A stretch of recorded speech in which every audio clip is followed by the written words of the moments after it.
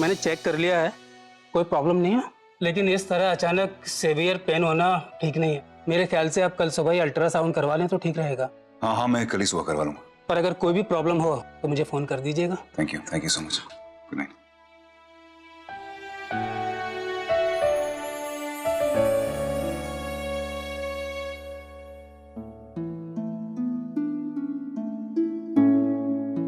Okay.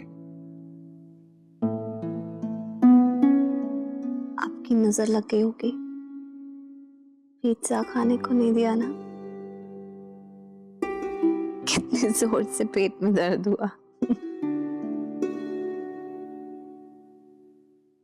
तुम आराम करो, मैं तुम्हारे लिए कुछ खाने को लाता हूं। ओके।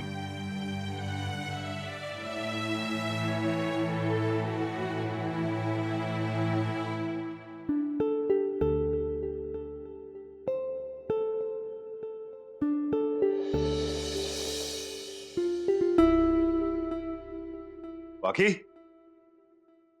बाकी बाकी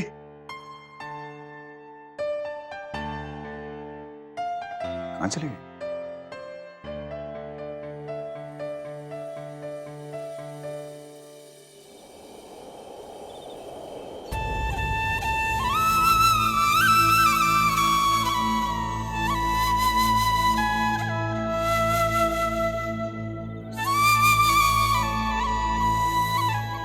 बाकी तुम यहाँ पे क्या कर रही हो? चलो रेस्ट करना चाहिए तुम्हें। Let's go. नहीं, मुझे यही अच्छा लग रहा है। अंशुमन, कभी तुमने ऐसे चांद तारों से भरे हुए आसमान को गौर से देखा? कुछ देर इन्हें देखो तो ऐसा लगता है कि सब तुमसे बात कर रहा है। कभी कभी तो कोई सवाल पूछो, आगे से मुस्कुरा के जवाब भी देते हैं। इतनी हैरानी होती, चांद हमसे इतनी दूर है लेकिन फिर भी अपनी शीतलता और सुकून हम सब तक पहुंचाता रहता है। मेरे लिए तो मेरा चांद जमीन पर उतरा है।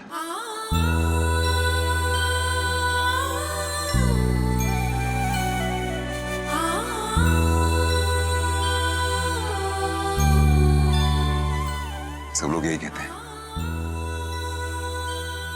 कि चांद को हम सिर्फ देख सकते हैं, छू नहीं सकते। मैं भी यही मानता था, लेकिन अब नहीं। याद है मैंने तुमसे कहा था कि तुम्हारे और मेरे बीच में बहुत फासला है। मैं तुम्हारी ऊंचाई तक नहीं पहुंच पाया तो तुमने खुद को मेरे लिए जमीन पर उतार दिया। मेरी पसंद के कपड़े पहनने लगी, गर्लफ्रेंड की तरह दिल लगी करने लगी, जानबूझकर गलती करके खुद को गलत और मुझे सही साबित किया। क्या मैं जानता नहीं ये सब तुमने मेरे लिए किया? इसलिए मेरा चांद तो यही जमीन पे उतरा है।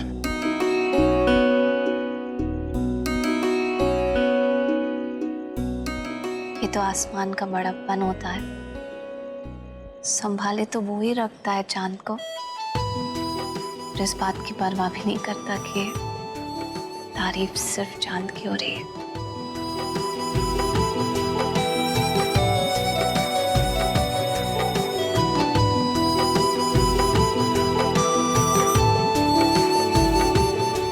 पता है,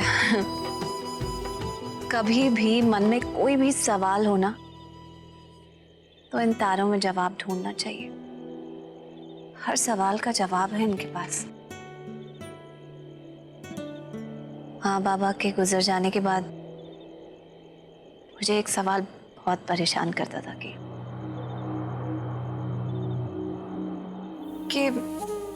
मुझे मेरे माँ बाबा का साथ क्यों नहीं मिला।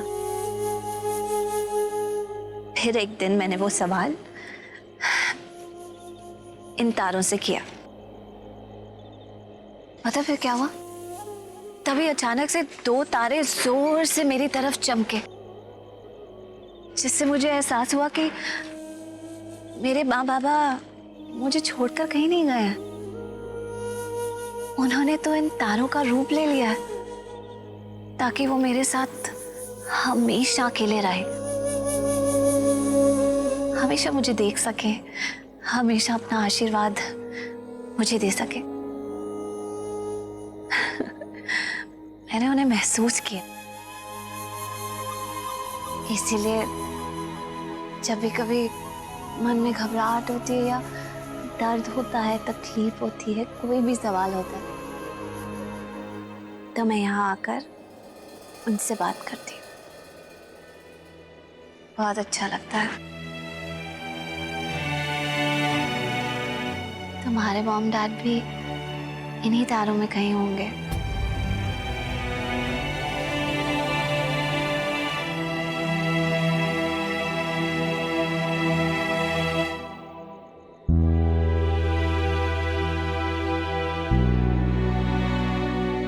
तुम अंदर आ जाओ। क्यों, मेरी बात पर यकीन नहीं है? सच में माँ बाप अपने जाने के बाद भी अपने बच्चों से प्यार करना बंद नहीं करते।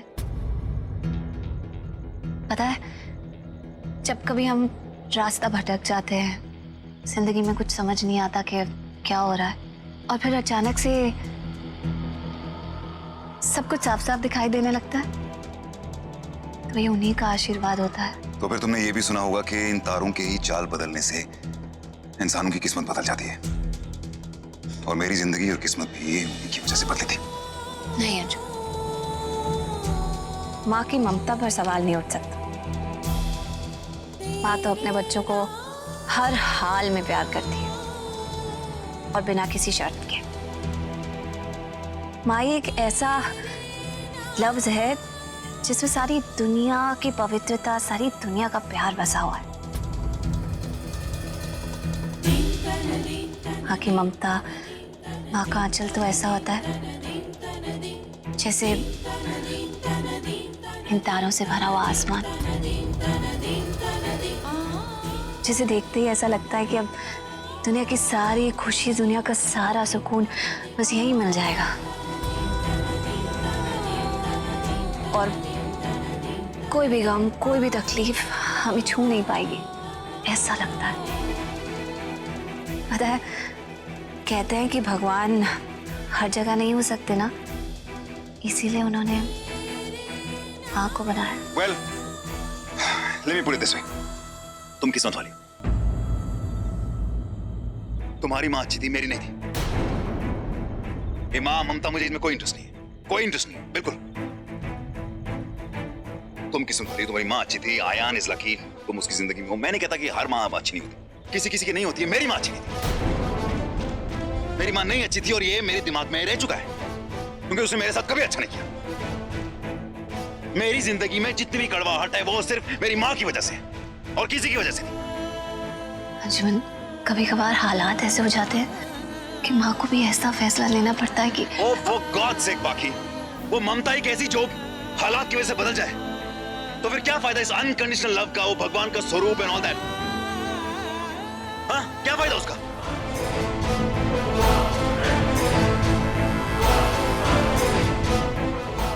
Anshuman,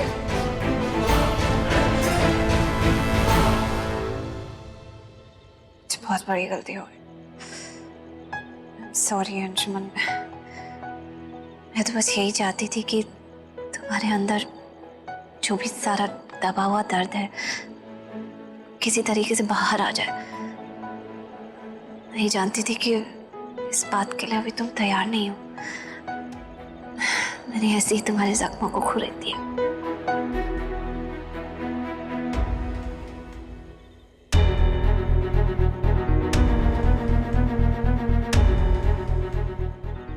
No, I'm sorry.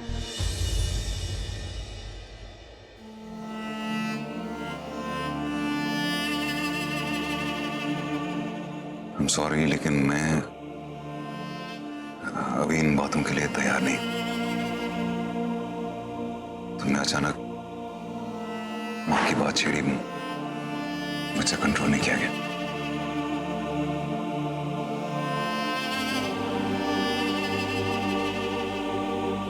जिंदगी का मेरा ये ऐसा हिस्सा है जिससे मैं खुद अपने आप से लड़ता रहता हूं, तो किसी और से बात कैसे शेयर कर सकूंगा? लेकिन मैं तुमसे कुछ नहीं छुपाना चाहता भाग।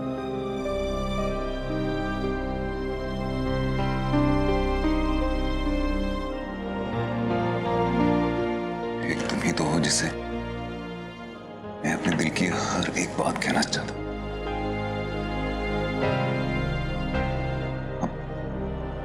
हम करेंगे इसके बारे में बात करें। Maybe not today.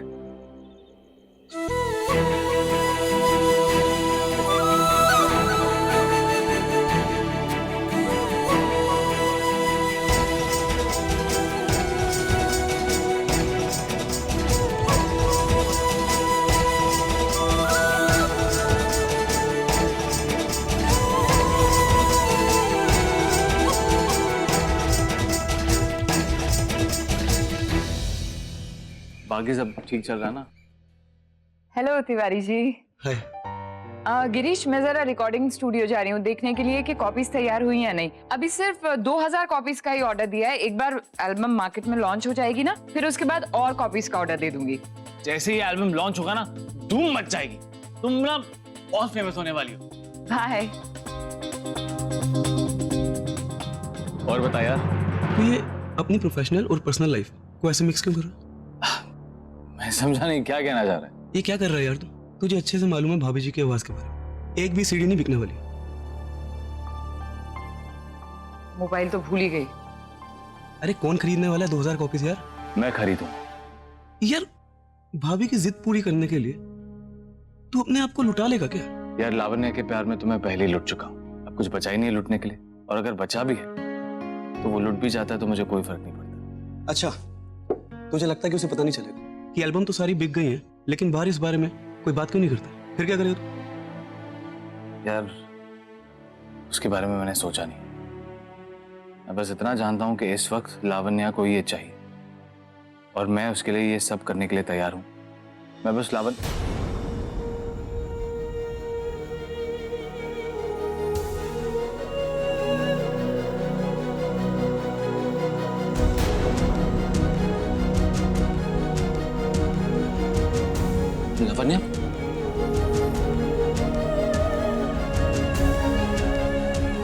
अच्छा मैं चलता हूँ, मिलते हैं।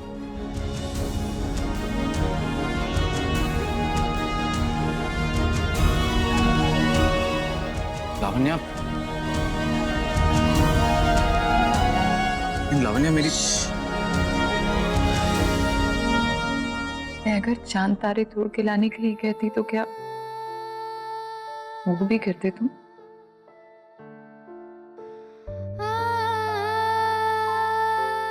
अगर मेरे बस में होता तो जरूर। मेरे लिए खुद को बर्बाद कर देते। तुम्हारी खुशी के लिए कुछ भी कर सकता हूँ। और अगर मैं कहूँ कि मुझसे इतना प्यार मत करो तो? बस ये मेरे बस में नहीं, ये मत कहो।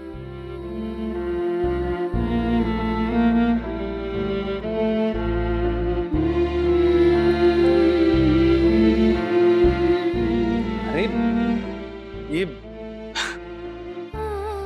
रोने का टाइम नहीं है, ये तो खुशी का मौका है।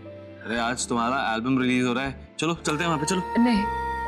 नहीं गिरीश, मैंने अपने पागलपन में तुम्हें भी शामिल कर लिया था।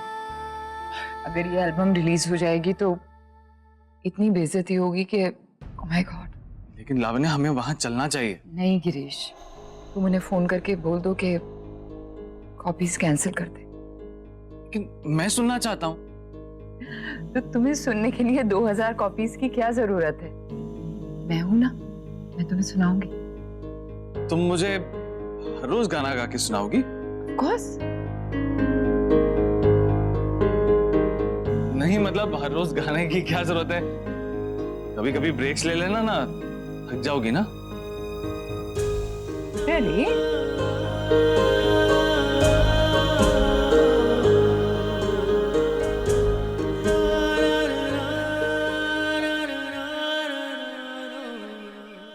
ये लो हो गई टिकट्स बुक्ड।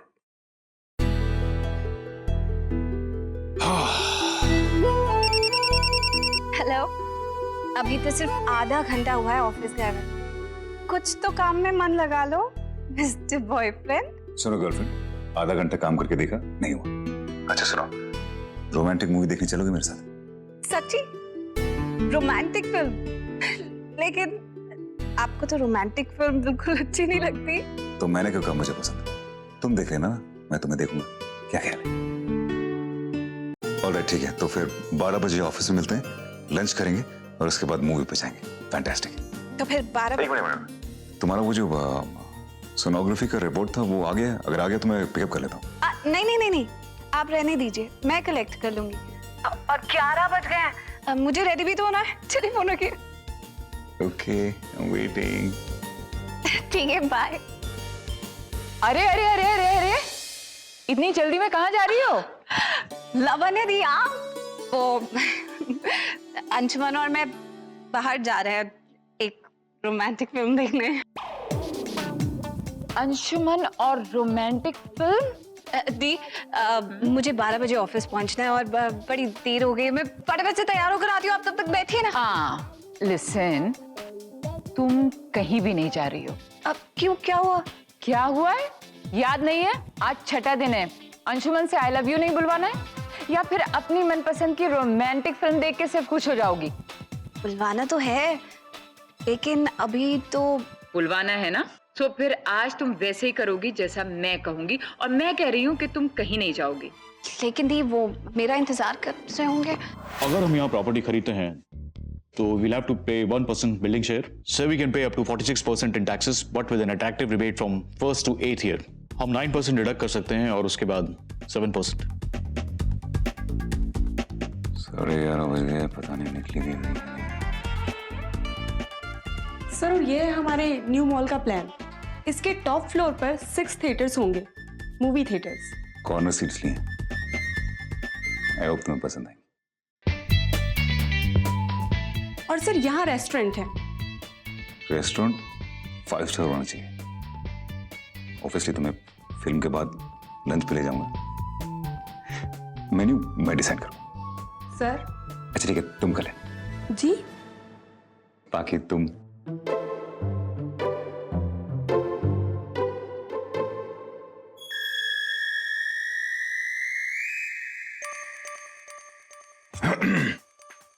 वो मैं बोल रहा था कि ये जो आपने प्रेजेंटेशन दी है ये फैंटास्टिक है। आप इस पे थोड़ा और वर्क कीजिए और let's see where it reaches. Thank you very much.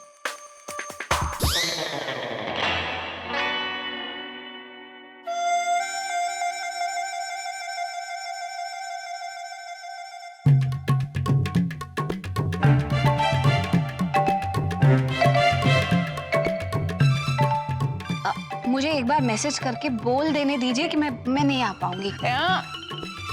कोई जरूरत नहीं है, उसे इंतजार करने दो। 12 बज गए, आई नहीं अभी तक। क्या हो क्या रहा है?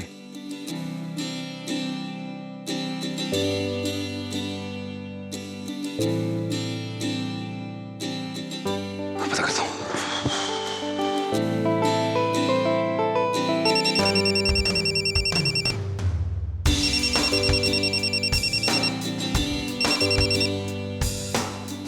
मैसेज करता हूँ।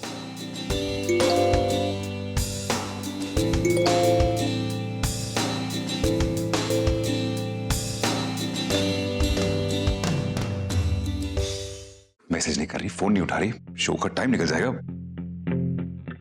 एक बार फिर ट्राई करता हूँ। मैंने कहा था ना, फोन नहीं देखना है, कुछ नहीं करना है जब तक वो आई लव यू नहीं बोल देता। उसको ऐसे ही तड़पने दो। एक मिनट, मैंने देखा दीदी, वो मैसेज आया मुझे। मैसेज आया है? एक बार मैसेज का रिप्लाई तो कर सकती हूँ ना? नहीं।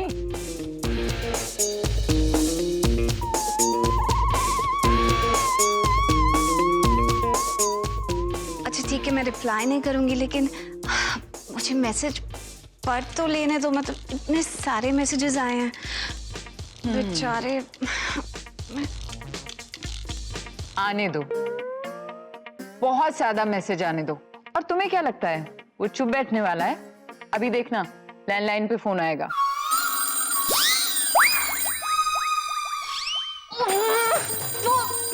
कहाँ जा रही हो? कहाँ जा रही हो तुम? वो फोन आ रहा है अम्मी। हाँ हाँ, सुखी, मैं देख रही हूँ।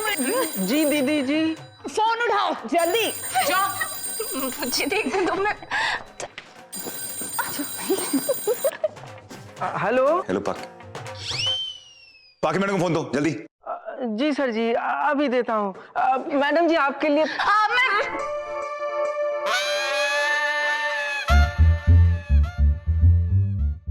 सर जी नहीं है। अरे नहीं है मतलब क्या है? कहाँ गई है? कहाँ गई? कहाँ गई? कहाँ गई पूछ रहे हैं, कहाँ गई? मैंने क्यों? सर जी मैं नहीं क्योर कर रहे हैं। बोल, मैनिक्योर करवा रही है। मैनिक्योर। वो मणिक्योर कर रहे हैं, मणिक्योर। फोन दो ना, फोन दो जल्दी। रुको, मत दो फोन उन्हें कहो कि जो वो कर रही है करती रहे, और टाइम लेना ना और ले। मैंने भी अपना मूड चेंज कर लिया। फाइन, मुझे ये बात नहीं करनी। जाओ के बोल दो, अब भी जाके बोल दो। मूड बदल गया उनका।